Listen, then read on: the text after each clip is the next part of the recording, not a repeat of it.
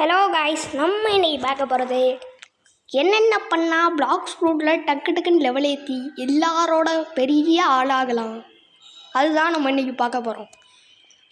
First இந்த மாதிரி golden செஸ்ட்லாம் திறந்துக்கிட்டே இருக்கணும். செஸ்ட்டெல்லாம் எங்கெங்கே என்ன செஸ்ட்டு, சில்வர் செஸ்ட்டே இருந்தாலும் திறக்கணும். அதுக்கடுத்து நம்ம என்ன குவெஸ்ட்டு முடிக்கணுமோ அதை டக்குன்னு முடிக்கணும். இப்போ நான் ஒரு குவெஸ்ட் பண்ணி காட்டுறேன். குவெஸ்ட்டு எப்படி எழுதணும்னா, இந்த மாதிரி குவெஸ்ட்டுன்னு ஒருத்தன்ட்ட எழுதியிருக்கோம். எல்லா ஐலாண்டில் நம்ம குவெஸ்ட்டு முடிக்க வேண்டிய இடத்துலலாம். இப்போ இந்த மாதிரி யாரை நம்ம அடிக்க, அதில் ஒரு லெவல் இருக்கும், குறிப்பிட்ட லிமிட்டட் லெவல். அங்கே போய் ஆனால் நம்ம பைரட்ஸு மெரைன்ஸாக இருந்தால் பைரட்ஸ்கிட்ட மட்டும் மாட்டிக்காதீங்க, அப்புறம் ஆள் காலி ஆயிடுவீங்க. அவங்க பவர்ஃபுல்லாக இருந்தால் செத்துடுவீங்க, பவர்ஃபுல் இல்லைன்னா கூட தப்பிச்சிடலாம்.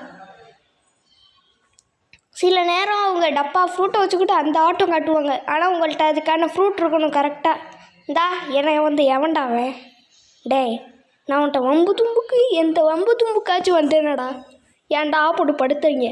நான் ஃப்ளேம் ஃப்ரூட் சாப்பிட்டதுனால நல்ல வேலை ஃபயர் ஃப்ளைட் எடுத்து பறத்துக்கிட்டு இருக்கேன், இல்லைனா அவ்வளோதான் திருப்பி வருவான் பாருங்க. இந்த டெசர்ட் ஆஃபீஸர்ஸை நான் படிக்கணும், அதனால் அடிச்சுக்கிட்டு இருக்கேன். அவன் என்னால் என்னை அடிக்க முடியாது, ஏன்னா நான் ஃப்ளேம் ஃப்ரூட் சாப்பிட்ருக்கிறதுனால ஸ்வாடு என்னோட லெவல் கம்மியாக இருக்கவங்க இருக்க என்பிசி யாருனாலையுமே என்னை அடிக்க முடியாது. அதே மாதிரி ஆனால் பாஸஸால் மட்டும் அடிக்க முடியும்.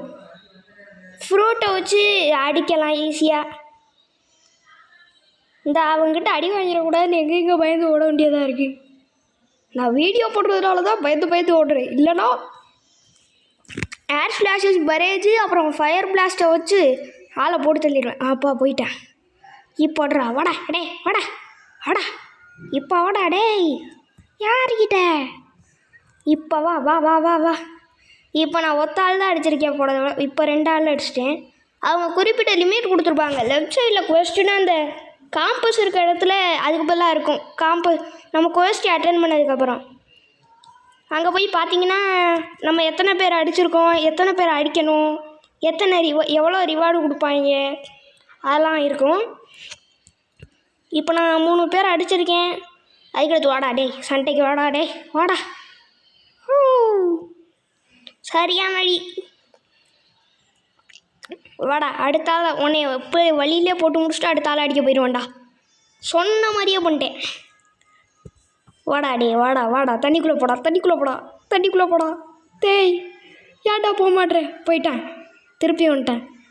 ஆனால் ஒன்றே ஒன்று மட்டும்தான் புரியல, தண்ணிக்குள்ளே இருந்தால் நம்ம மட்டும் அங்கேயே இருக்கோம், இவன் மட்டும் வந்த இடத்துக்கே வந்துடுறாங்க. இன்னும் ஒரு ஆளை அடிக்கணும் கைஸ். 6 பேர் அடிக்கணும், 5 பேரை முடிச்சிட்டேன். இன்னும் ஒரு ஆள். வாடா டே, வாடா. நான் ட்ரிபிள் கட்டானா வச்சு அந்த வெளுக்கிறேன் பார்த்தீங்களா கைஸ். இந்த ஃபயர் பிளாஸ்ட்டு 94 டேமேஜ் கொடுக்கும். நான் இன்னும் அப்கிரேட் பண்ணேன்னா அவ்வளோதான். வாடா, ஏண்டா இப்போ பார், சிங்கிளாக தான் அடிக்கும்.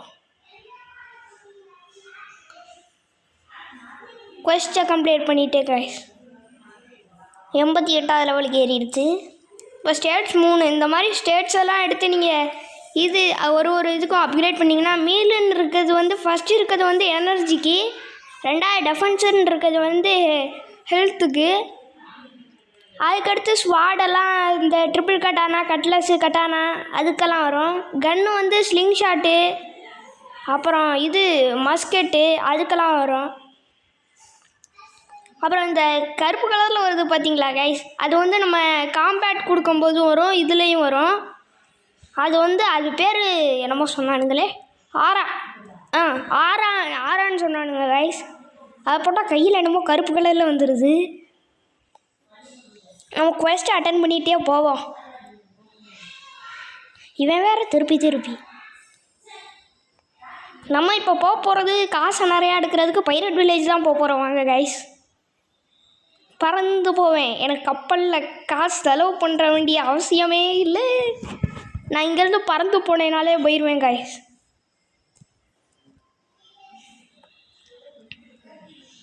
இப்போ கிட்ட வந்துட்டோம். இந்த தெரியுது பார்த்தீங்களா, அதுதான் பைரட் வில்லேஜ்.